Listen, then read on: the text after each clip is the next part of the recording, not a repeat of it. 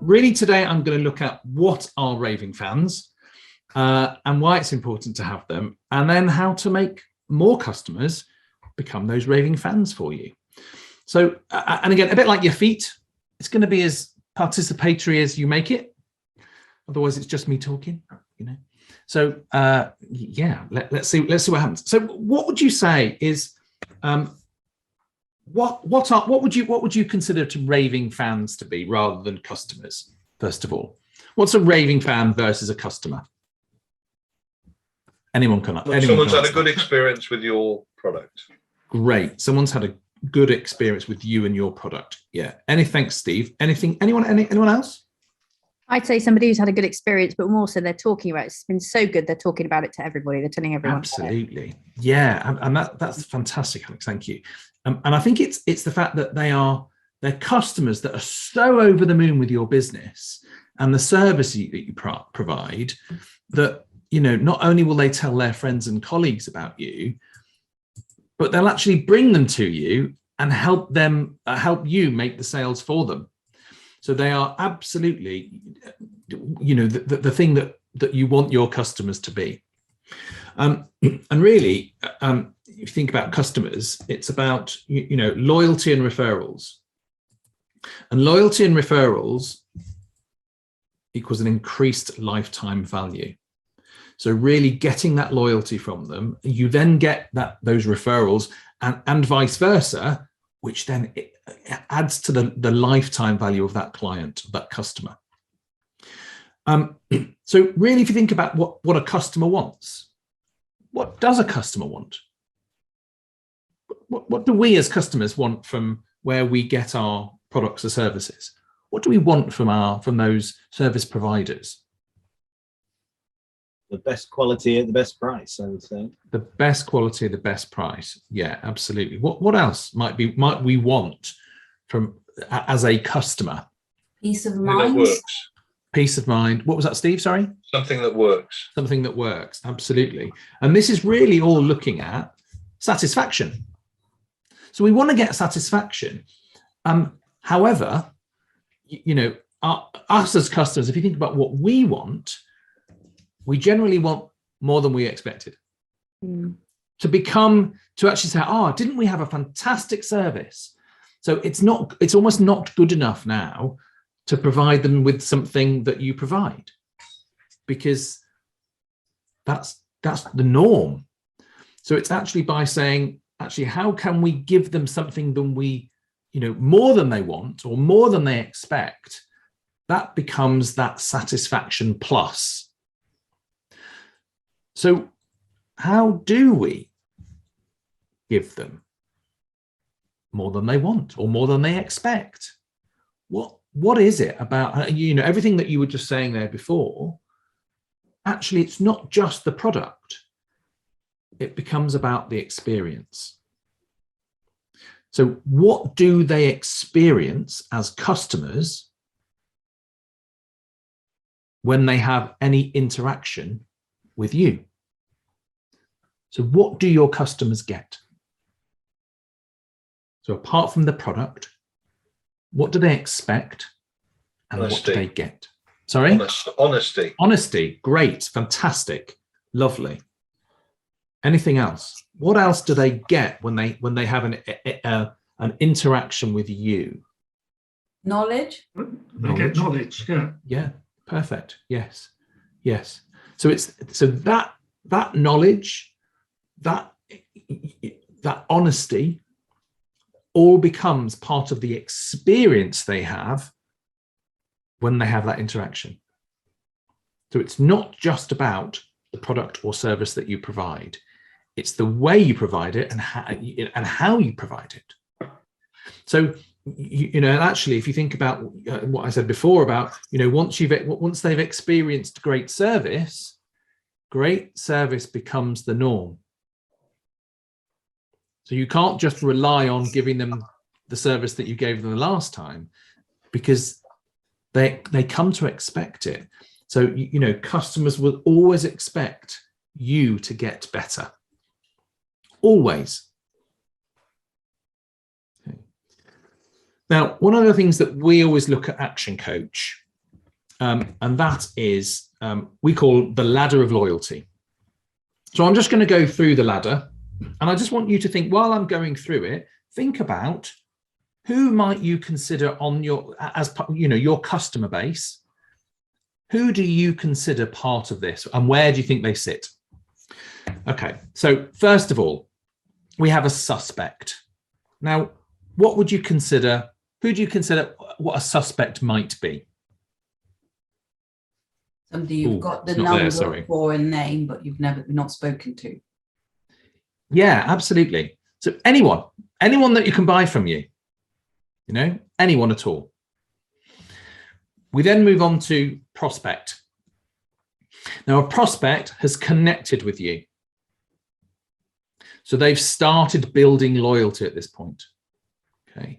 So how do you, I'm going to say quite in a mercenary term in a way, how do you get their data? What do you need to do to be able to communicate and connect with them? Talk to them. Yeah, absolutely. Yeah, talk to them. So, are they part of your marketing database?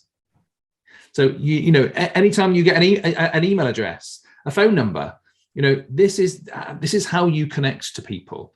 So these all become those prospects. We then move up to a shopper. Now, what would you consider the difference between a shopper and a customer? Someone who's just having a look, a shopper. Ah, okay. So we consider almost there, Steve. And I think it's because once somebody has made a sale once, they're a shopper. Okay, so they've made one transaction. So at this point, they're in your shop. Okay, and they've come to the till and they bought something. Great. They like your products. They like what you've got to sell. They've made a transaction. So really, at this point, if we're looking at how to create these raving fans, so increasing your connection, communicate them based on their purchase. Okay, what did they purchase? How can you communicate with them that based on something that they've actually bought that's relevant to them rather than just bombarding them with marketing? Thank them for shopping, and maybe actually, give them that saying, well, actually, if you return, you can get I'm not going to call the word the discount, but you can get an offer. Okay. So again, so that they come back and build up that loyalty.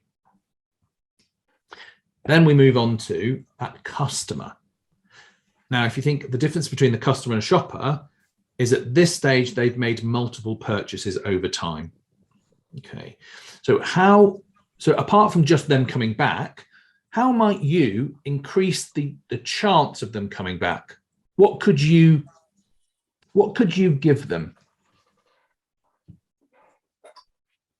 Guarantees. Lovely. Guarantees. Yeah, most definitely. Yes. The other thing is loyalty programs. The more they come back, they're great enticements. Okay. So they become accustomed to doing business with you. And at this level, you actually establish a personal connection to your business. And actually that's where, those guarantees, you only offer them to those customers that are returning. You don't just give them to a shopper, you give them for that loyalty. That's why, why shops have loyalty cards. It's so that they entice you back. We then move on to a member. And a member, at this point, customers feel like they belong. They become part of the organization. So membership kits, loyalty programs, VIP programs, special landing pages, etc., etc., etc. Okay. And again, it gives them that sense of elevated level of service.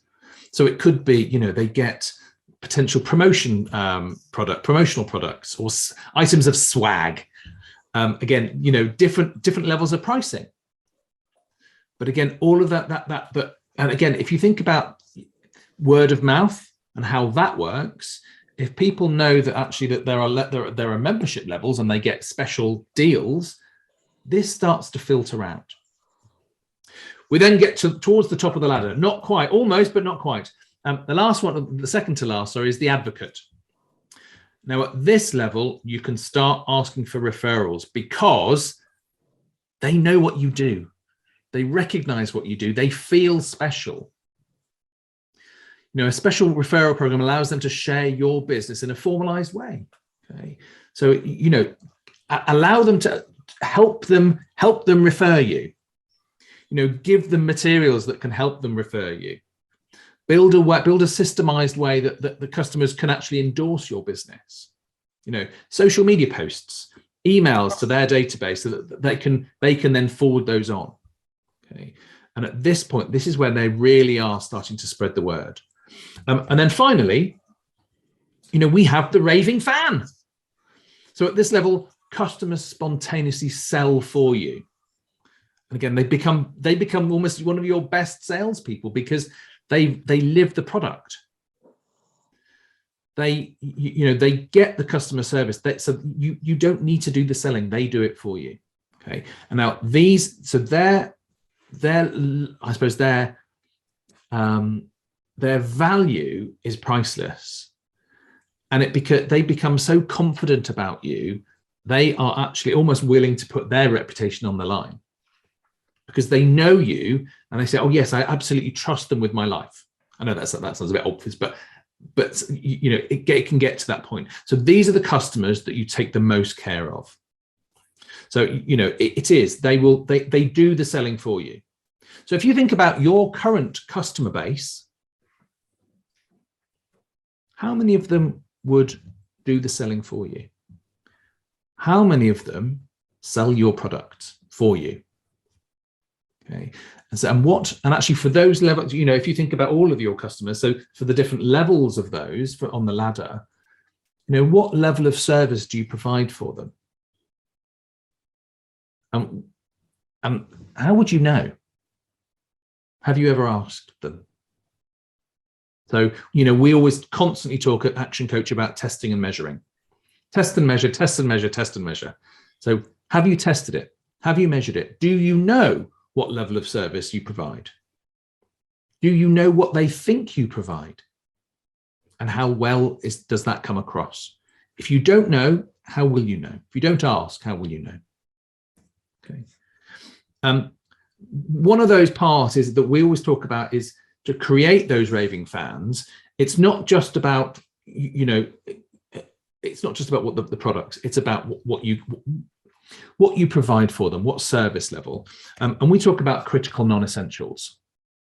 And what earth are critical non-essentials?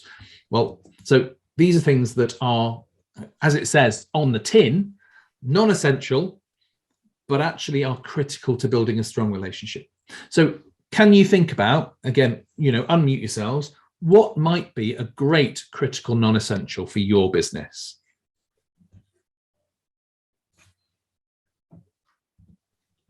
I know one for Steve's business. It's the app, isn't it, Steve?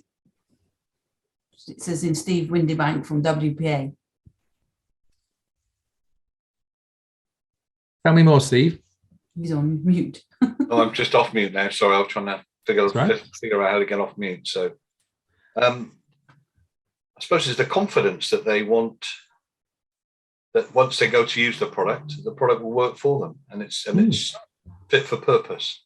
Which I think your app that you give to clients to make appointments with, etc., and all, and GP services. There's loads of stuff that WPA offer that's extra value for money, isn't it? Yeah. Sorry, I'm giving you some marketing for your business today, but I do think some great examples. So Yafi, what would you say your critical non-essentials? I think for us, well, doing the webinars, for example, is something that we developed, and we do this for our clients and predominantly, and then offer it out to other people in our network, just to provide. I think the idea is to help people use what we give them better. So for our clients to use our leads better and get more out of them. That's why we do the sales enablement. So that's an example. Absolutely. So, you know, some of the things that we provide at ActionCoach. So we'll send out books. So we'll send out the E-Myth Revisited to those people that are potential new clients. So we'll say, have a read of that before our next session. So we are sending them something. We don't have to do it, but it's critical. So it's not essential, but it's critical, if that makes sense. So there are certain things that you can do. It's finding out when people's birthdays are, partners' names, children's names, and actually sending a birthday card to that other. So not necessarily the business owner, but to their partners, to their children, anniversaries, little things like that. If you didn't do it, it doesn't matter. But actually, it matters to that experience, creating that they're becoming raving fans. Okay.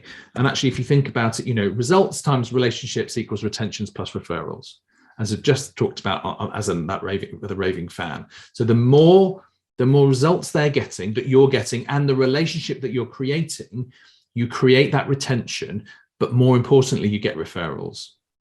So just really quickly about, why, and I know that it's a bit small, but and I'm not going to read all that. You can read all that. I'm not just going to read off the script, off the slides, but actually, it's easier to try and keep your customers than trying to get new ones.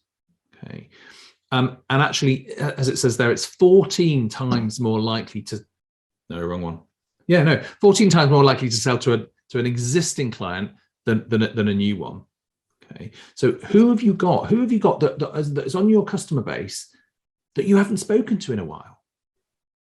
So, go through your database and actually say, well, so where are they on that ladder?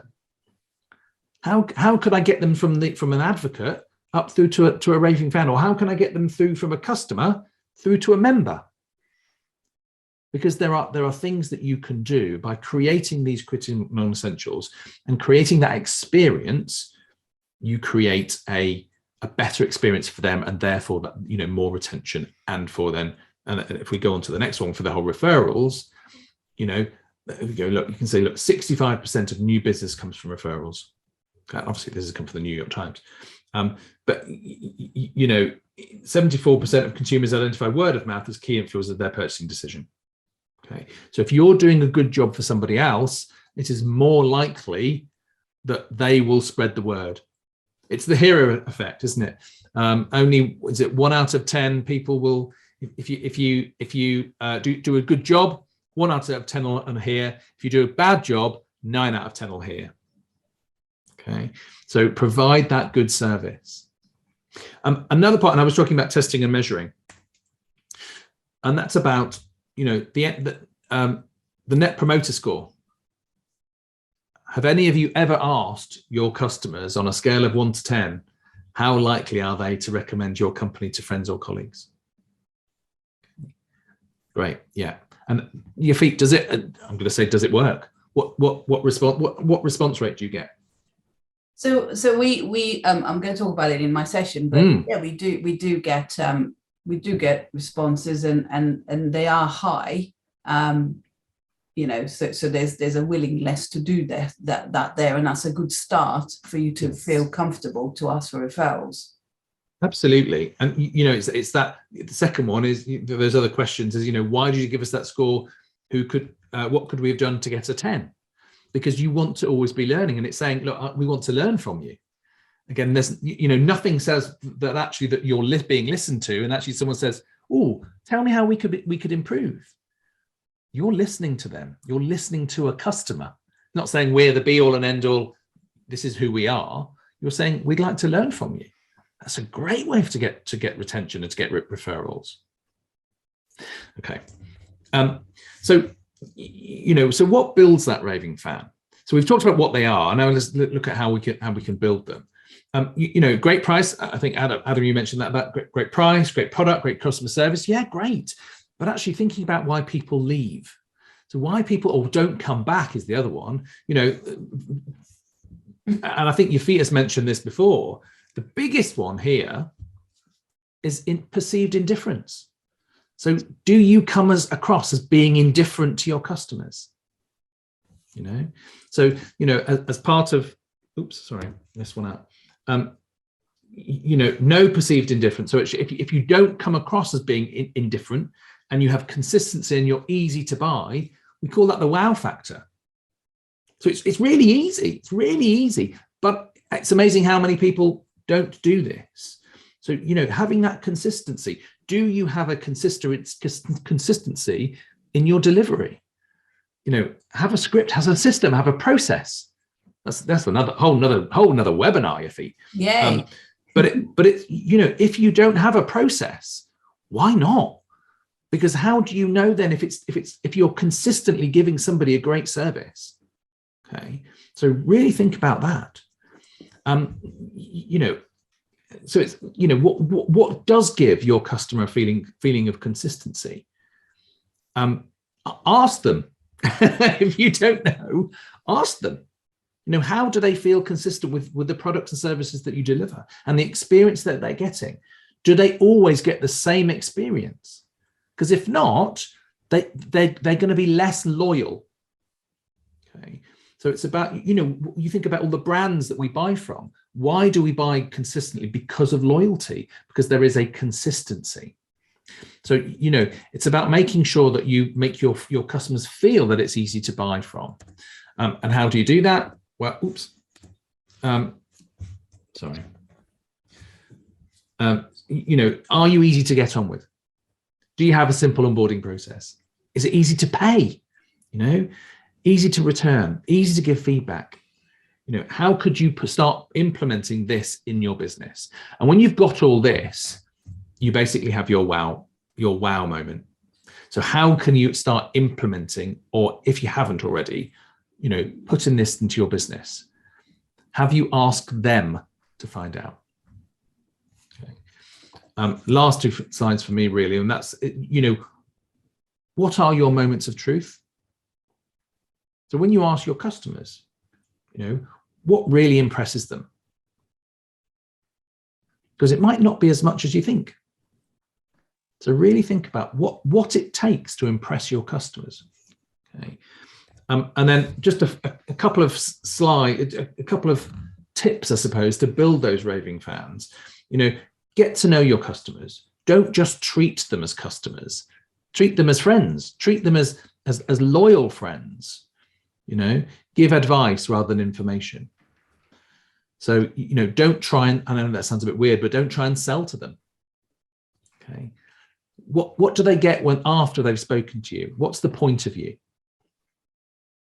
Deliver more than you promised to create those raving fans. Send them thank you cards. Sell them everything that they need to gain maximum benefit from the purchase. Use their name. Okay. Follow up and follow up again, and follow up and follow up again, and follow up and follow up again. Okay. And I suppose finally, under promise and over deliver. Okay. Thank you.